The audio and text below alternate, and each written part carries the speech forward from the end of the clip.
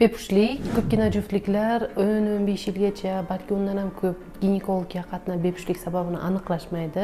Ba'zi holatlar bo'ladi, eko muolajasi qilinadi, отрицательный effekt, eko muolajasi qilinadi, отрицательный effekt, natija olisholmaydi-da, qayta eko muolajasidan keyin в какой-то момент o'zi homilador bo'ladi. Bu psixoanalitikada qanaqa ishlaydi? Bu shunchaki butun muammoni boricha qabul qilish, vaziyatga taslim bo'lish, butun holatni anglash va unga bosh egish hisoblanadi. Tibbiyotda shunaqa narsa ham bor-da, masalan, eko muolajasi qayta qilinganda, yuqori dozadagi dorilar berilgan paytda uyqudagi tuxumlarni ham uyg'otadi degan narsa bor-da.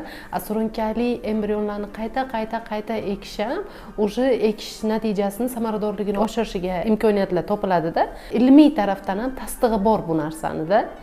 Lekin bu aslini olganda ruhni butun vaziyatini bosh egish hisoblanadi.